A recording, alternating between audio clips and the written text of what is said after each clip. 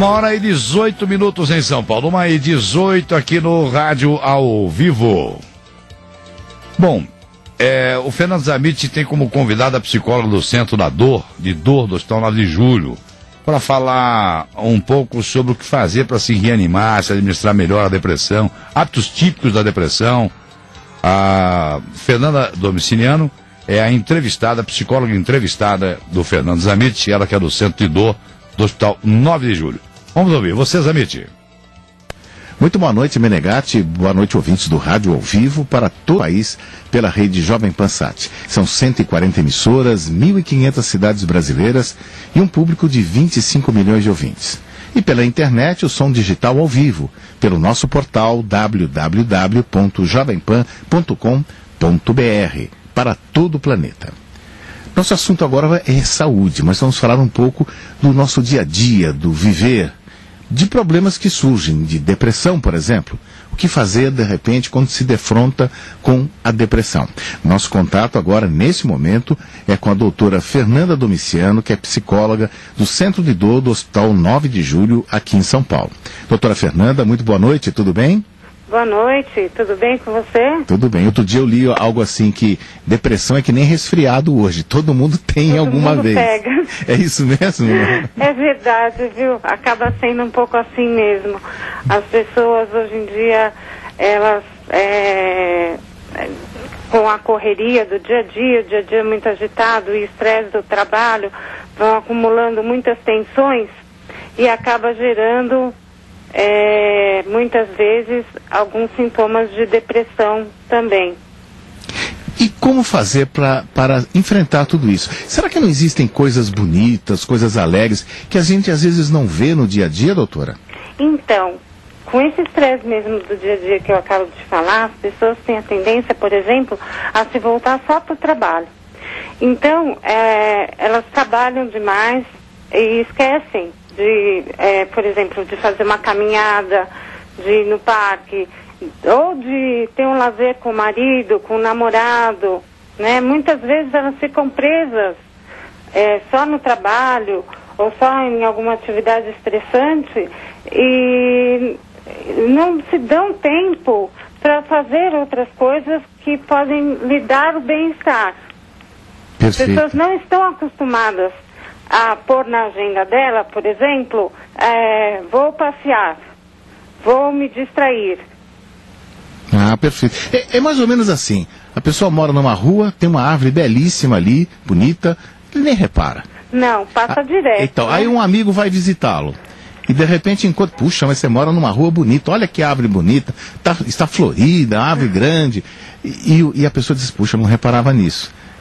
É isso mesmo? É assim? A pessoa deprimida tem muita dificuldade de ver a beleza nas coisas. A pessoa deprimida, ela não consegue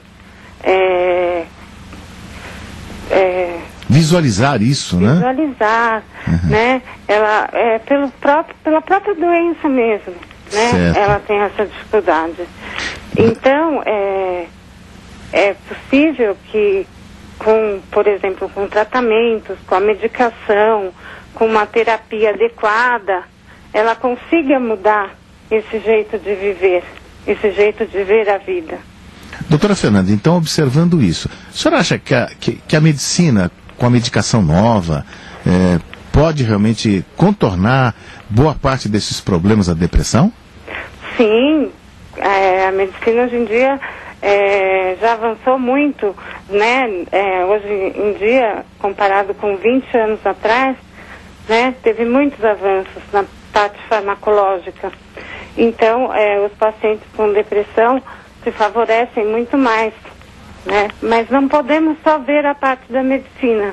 Temos que ver outras alternativas também, como uma psicoterapia, um exercício físico, uma yoga, uma meditação. Não basta confiar só no remédio aí, não é? Não, porque eu costumo dizer assim, quando você toma um remédio, você não pode esquecer de tomar atitudes também. Você tem que fazer os dois. Porque às vezes a pessoa vai no médico, começa a tomar medicação e acha que vai resolver os problemas, mas não é bem assim. Perfeito. Doutor, outro dia eu vi um filme que um personagem mostrava, era um pai falando para a filha, e ele pintava um quadro. O filme até tem um título, O Primeiro Amor, que está saindo agora em DVD. Uhum. E ele mostrava a pintura e dizia para a filha: a gente tem que olhar os detalhes, mas não ficar apenas nos detalhes. Tem que olhar os detalhes e enxergar o todo. Claro. E muitas vezes a depressão, a pessoa enxerga só aquele detalhe e não consegue visualizar o todo, né? Para tentar se safar de um processo assim. Claro que isso é um filme, mas do ponto de vista do trabalho da senhora, cuidando dos pacientes, tem pessoas que agem assim, não enxergam o chamado todo? Geralmente, por exemplo, eu que lido muito com dor crônica, né, no hospital, as pessoas quando têm um problema, por exemplo, a dor, né, elas focam a atenção dela só na dor. Né? A mesma coisa da depressão. A depressão, o que acontece? Tem muitos pensamentos negativos na cabeça e a pessoa fica focalizada só naquilo e não consegue ver as outras coisas, as outras possibilidades que a vida traz. Perfeito. Mas isso é realmente um trabalho difícil. É difícil, não é, doutora, para um paciente, de repente, enxergar isso. Não é da noite para o dia que ele vai reaprender, não? Não, não é. Realmente é um trabalho onde a pessoa primeiro tem que ter consciência e vontade de se ajudar. Perfeito. No Centro de Dor do Hospital 9 de Julho, a senhora cuida de pacientes assim com dor crônica? Sim. Que tipo de dor crônica? Por exemplo, dor muscular, fibromialgia? Fibromialgia, cefaleias, lombalgias. Aquelas dores que a gente não sabe a causa e nem a medicina também, né? Isso, exatamente. Porque temos... Outro dia um colega aqui estava comentando, não, a dor de cabeça é uma enxaqueca, tenho isso desde garoto. Uhum. E realmente a causa é difícil de descobrir. Como vocês, da equipe médica, dos psicólogos, conseguem enfrentar casos assim? Olha, às vezes... se a gente se preocupa muito com a causa, a gente não consegue trabalhar o momento. Então, muitas vezes, eu vou trabalhar com a pessoa o momento em que ela está vivendo, as emoções, o que está acontecendo com a pessoa, para, de repente, pode surgir a causa ou não. Mas, assim, o foco mesmo vai ser fazer com que a pessoa consiga lidar com a dor da melhor maneira possível. Entra naquilo que você disse, da pessoa começar a olhar para diferentes coisas da vida e não só para a dor em si, né? Que ela pode fazer outras coisas da vida dela e viver da melhor forma possível. É como uma dor de dente terrível que pega a gente num sábado à noite. Não achamos o dentista, é difícil achar um pronto-socorro odontológico, temos que esperar na segunda-feira. A gente tem que olhar outras coisas, não é, doutora? Claro. Sim. Perfeito. Doutora, no trabalho da senhora, a senhora se especializou assim em que aspecto de tratamento, que tipo de terapia a senhora utiliza? Então, eu utilizo a hipnoterapia ericksoniana. Eu fiz formação aqui no Instituto Milton Erickson de São Paulo e também fiz especialização em psicologia hospitalar. Perfeito. É hipnose? Oi? É hipnose? É hipnose. É hipnose. A hipnose está cercada assim de uma certa aura misteriosa, né? Os filmes até exploram um lado mais assim do aspecto mais de cinema da psicose, da hipnose, né? Filmes que são mostrados a regressão ou que se faz. Agora, do ponto de vista prático da vida real, doutora, a hipnose, como é utilizada no tratamento? Olha, a hipnose, ela até pode, como muitas pessoas veem, né, ir procurar a causa. Pode, mas não é em todos os casos que você vai fazer isso. Tem outras maneiras de se trabalhar com a hipnose. Por exemplo, eu vou te dar um exemplo. Eu costumo, quando eu converso com os meus pacientes, dar 3 conceitos: de relaxamento, o de transe e o de hipnose. O relaxamento seria o corpo físico e a mente relaxados. O transe seria atividade psíquica intensa com uma atenção focada em algo, tá? E a hipnose seria essa atenção focada em algo ocorrendo os fenômenos hipnóticos, que seriam, por exemplo, a regressão de idade, ou tem outros como a hipermnésia, a analgesia, a anestesia, a catalepsia, ou então a projeção de idade. A projeção de idade pode ser muito bem utilizada no consultório, como, por exemplo, você coloca a pessoa para se imaginar no futuro fazendo coisas que ela acha que ela não conseguiria fazer. É como se fosse um treino, sabe? Ah, exatamente. Em vez de voltar para o passado, né? Isso. Podemos olhar para frente, para os dias futuros, e imaginar como agiríamos, é isso? Isso.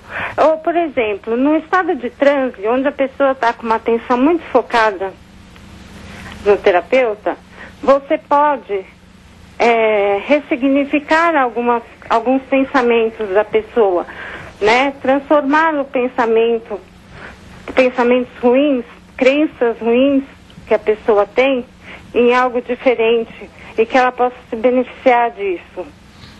Ah, perfeito. Fazendo com que ela veja novas perspectivas de vida, entendeu? Não precisa necessariamente voltar ao passado para isso.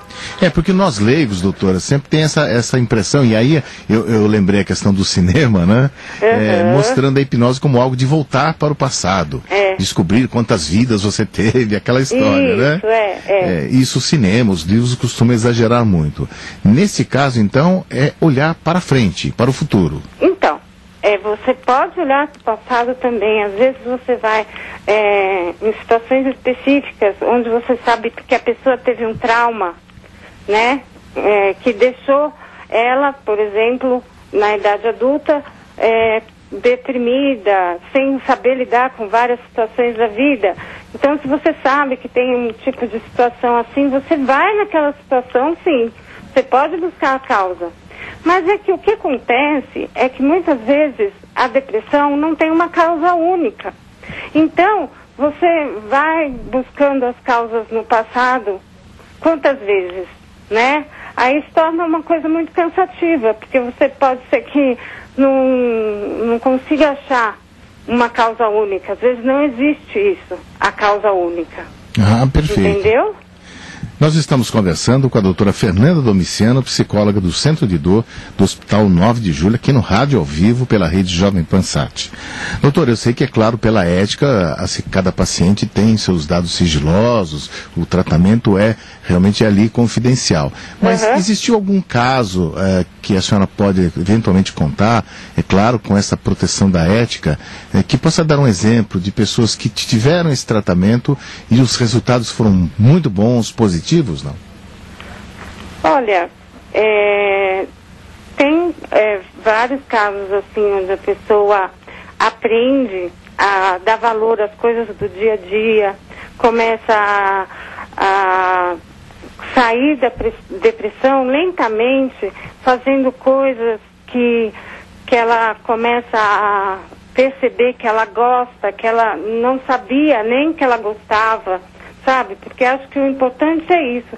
Você também fazer um trabalho psicoeducativo, mostrando para as pessoas, né, quais são as possibilidades que elas têm, né, para sair, com os recursos internos que elas mesmas possuem.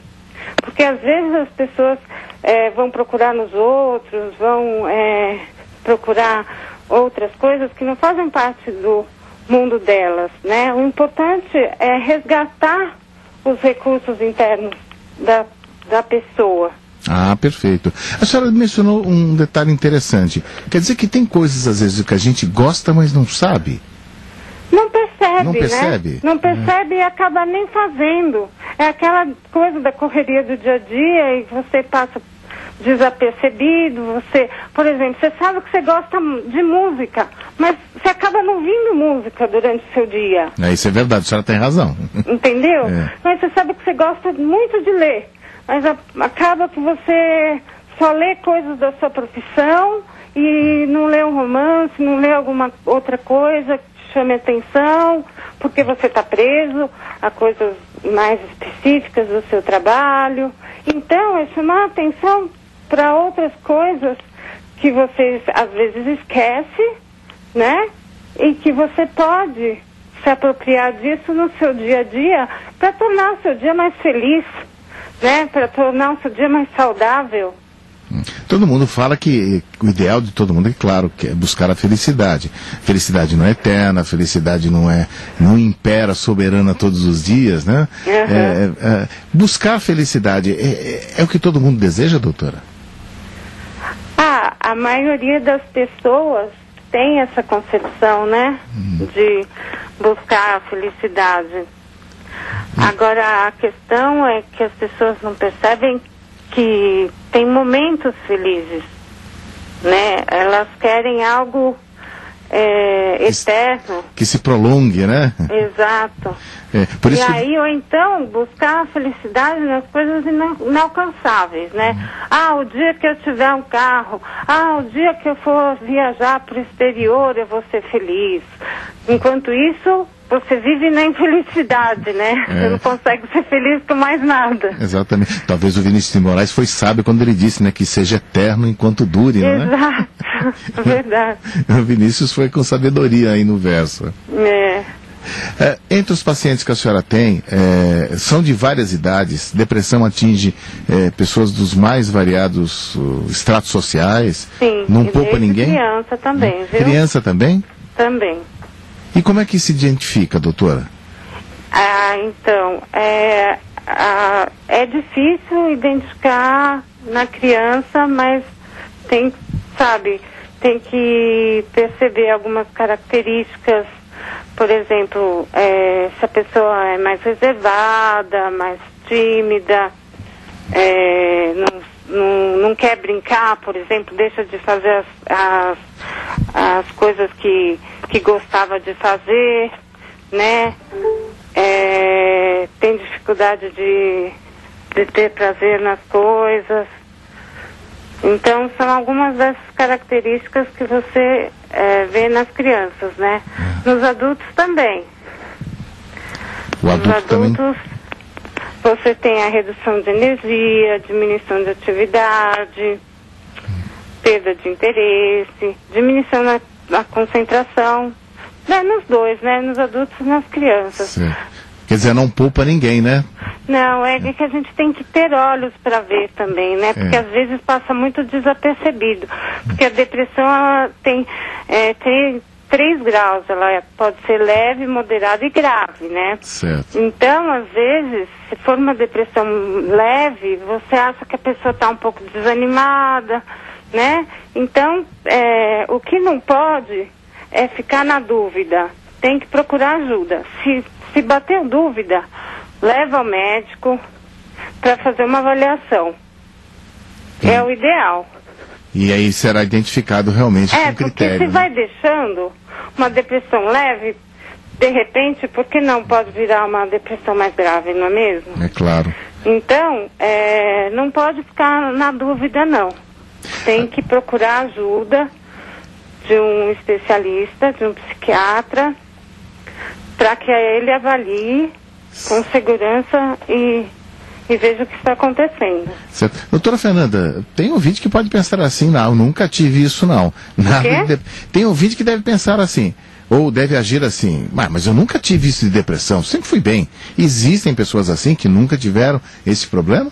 Existe, né? Porque hoje em dia as pessoas também têm a tendência de confundir tristeza com depressão. Então a pessoa termina com o namorado, fica triste, tô deprimida. A palavra tristeza parece que sumiu, né? Sumiu, tem razão. Ela foi substituída. Tem razão, doutora. Né? Não tô triste, eu tô deprimida. Meu time perdeu essa rodada de futebol, né? Tô deprimido. Fiquei tão deprimida, Então, precisa tomar muito cuidado com isso, né? Exatamente. Perfeito. Bom, doutora, muito obrigado pela nossa conversa, expondo aí todos esses detalhes, os ângulos desse problema e também esse olhar para as coisas belas da vida, no entorno, as coisas felizes. Que é muito importante, não é mesmo? E também graças ao trabalho de psicólogos como a senhora, que atende os pacientes e faz com que eles possam enxergar isso.